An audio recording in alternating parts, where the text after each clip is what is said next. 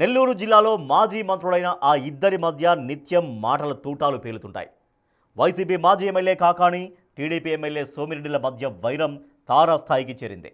ప్రభుత్వం మారినా ఆ జిల్లాలో రాజకీయ ప్రత్యర్థులైన ఆ ఇద్దరి మధ్య రాజకీయ పోరు మాత్రం ఫుల్ స్టాప్ లేకుండా కొనసాగుతూనే ఉంది. ఎన్నికల ముందు ఎలా ఉందో ఎన్నికల తర్వాత కూడా వారి మధ్య డైలాగ్ వార్ నడుస్తోంది. రాష్ట్రంలో ఎక్కడా లేని విధంగా ఆ సోమేపల్లి నియోజకవర్గంలో అంతర ఉద్రిక్తతలకు కారణం ఏంటి? ఏపీలో నెల్లూరు జిల్లా రాజకీయాలకు ఓ ప్రత్యేక స్థానం ఉంది. రాజకీయ ప్రత్యర్థులైన మాజీ మంత్రులు కాకాణి గోవర్ధన్ రెడ్డి, ప్రస్తుత ఎమ్మెల్యే సోమిరెడ్డి చంద్రమోహన్ రెడ్డిల మధ్య పచ్చగడ్డి వేస్తే బగ్గుమనేలా రాజకీయ పోరు కొనసాగుతుంది.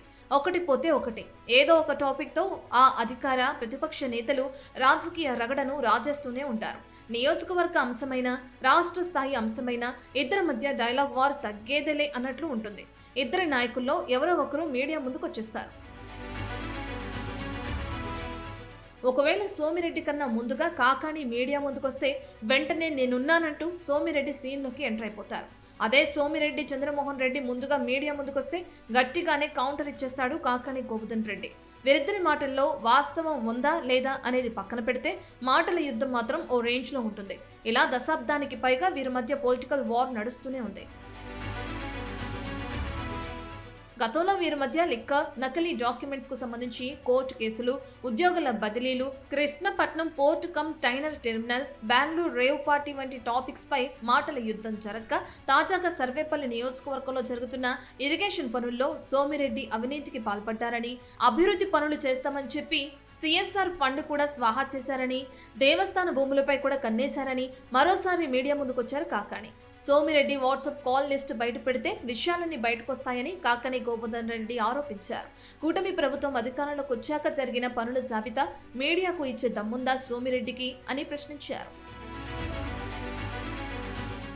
తన అవినీతి బయటపడుతుందనే ఉద్దేశంతోనే కనుపూరు కాలువ, సోమశిల, కండలేరు పరిశీలనకు నన్ను వెళ్లనీయకుండా హౌస్ అరెస్టు చేయించారని విమర్శించారు. సోమిరెడ్డి తనపై చేస్తున్న అవినీతి ఆరోపణలపై సిబిఐ విచారణ జరిపించాలని తాను మొదటి నుంచి కోరుతున్నానని, నాలాగే సోమిరెడ్డికి తనపై వస్తున్న అవినీతి ఆరోపణలపై సిబిఐ విచారణ చేయాలని అడిగే దమ్ము, ధైర్యం ఉందా అని ప్రశ్నించారు. సోమిరెడ్డి అవినీతి అక్రమాలకు పాల్పడలేదని కాణిపాకంలో ప్రమాణం చేయాలని డిమాండ్ చేశారు. అలాగే రాయలసీమ లిఫ్ట్ ఇరిగేషన్ అంశంపై కూడా రోడ్డెక్కారు కాకాణి. దీంతో మరోసారి ఇద్దరి మధ్య మాటల యుద్ధం తెర మీదకొచ్చింది. నేను సోమిరెడ్డి విసిరినటువంటి ఛాలెంజ్, అన్ని ఛాలెంజ్లు స్వీకరిస్తున్నా, ఏమీ ఇబ్బంది లేదు. వాటికి సంబంధించి తమరు ముందు నీకు నీతి, జాతి, సిగ్గు, శరము, రోషము, పౌరుషం ఇవి ఉండాయి నేను అనుకోవడంలే.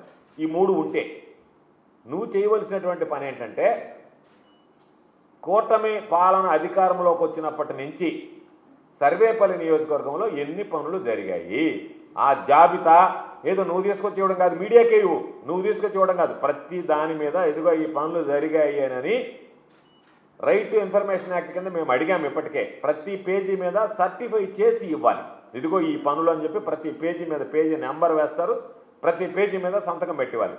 ఆ సంతకం పెట్టి ఇవ్వకుండా నువ్వు ఎక్కడైతే పనులు చెయ్యలేదో ఆ పనులకు సంబంధించి వాటిని పక్కన పెట్టేసి నువ్వు అక్కడక్కడ కలిపెట్టినటువంటి పనులు తీసుకొచ్చి ఆ పనులు చూపించేటువంటి పరిస్థితి వచ్చింది.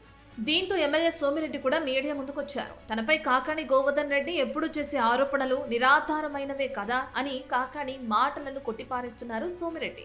తను ఎలాంటి అవినీతి అక్రమాలకు పాల్పడలేదని చెప్పుకొస్తున్నారు. రాయలసీమ లిఫ్ట్ ఇరిగేషన్ విషయంలో టీడీపీపై నిందలు మోపే ప్రయత్నం చేసి వైసీపీ భంగపడిందని, 2020లో జగన్ ముఖ్యమంత్రిగా ఉన్నప్పుడే రాయలసీమ లిఫ్ట్ ఇరిగేషన్ ఆగిపోయిందన్న విషయం కాకాణి తెలుసుకుని మాట్లాడాలని సోమిరెడ్డి కాకాణికి స్ట్రాంగ్ కౌంటర్ ఇచ్చారు. రాయలసీమ లిఫ్ట్ ఇరిగేషన్ గురించి మాట్లాడే అర్హత వైసీపీకి లేదన్నారు. 2021లో నేషనల్ గ్రీన్ ట్రిబ్యునల్ వైసీపీ ప్రభుత్వానికి 100 కోట్ల పెనాల్టీ వేసిందన్న విషయాన్ని వైసీపీ గుర్తుంచుకోవాలన్నారు. సోమశిల, కండలేరులో నీళ్లు లేకపోతే వైసీపీ ఆగం చేయాలి కానీ అనవసరమైన వాటిపై రాద్ధాంతం చేసి నవ్వుల పాలవుతున్నారని విమర్శించారు సోమిరెడ్డి. ఇప్పటి వరకు కూడా కాకాణి గోవర్ధన్ రెడ్డి తనపై అవినీతి అక్రమాల ఆరోపణలు చేశారు కానీ వాటికి సంబంధించిన ఆధారాలు ఎక్కడా చూపించలేకపోయాడన్నారు. తనపై ఆరోపణలు చేయటమే లక్ష్యంగా పెట్టుకుని కాకాణి మనుగడ సాగిస్తున్నాడని ఎత్తివచ్చేశారు. కాకాణి లాంటి వ్యక్తిని జిల్లా అధ్యక్షుడిగా పెట్టుకుని వైసీపీ పూర్తిగా పతనమైపోయిందని విమర్శించారు. 30 కోట్లు విలువ చేసే భూమిని కొమ్మలపూడిలో 19 ఎకరాల 30 సెంట్లు హైవే పక్కన ఉండేదాన్ని రికార్డులు మార్పిస్తావా? 36 ఎకరాలు సూరాయపాలెంలో మార్పిస్తావా? 100 చిల్లర ఎకరాలు ఆల్తుర్తిలో ల్యాండ్ స్కామ్ జరిగేటట్టు చేస్తావా?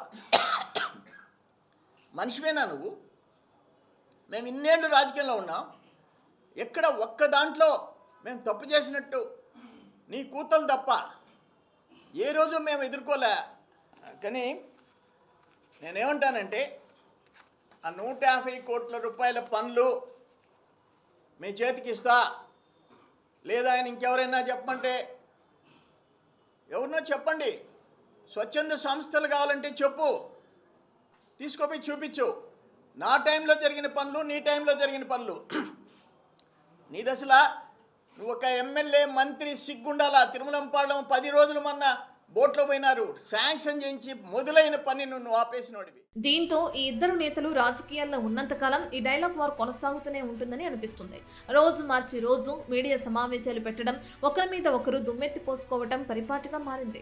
తెలుగుదేశం అధికారంలోకి వచ్చిన వైసీపీకి ప్రతిపక్ష హోదా లేకపోయినా మాజీ మంత్రి కాకాణి ఏ మాత్రం తగ్గకుండా సోమిరెడ్డిని డి అంటే డి అని ఎదుర్కొంటున్నారు. సర్వేపల్లి అభివృద్ధిని మరచి వారు విమర్శలు ప్రతి విమర్శలు చేసుకుండడంతో సర్వేపల్లి ప్రజలు అసహనం వ్యక్తం చేస్తున్నారు. ఇప్పటికైనా వ్యక్తిగత విమర్శలు మానుకొని సర్వేపల్లి అభివృద్ధికి పాటుపడాలని పలువురు కోరుతున్నారు.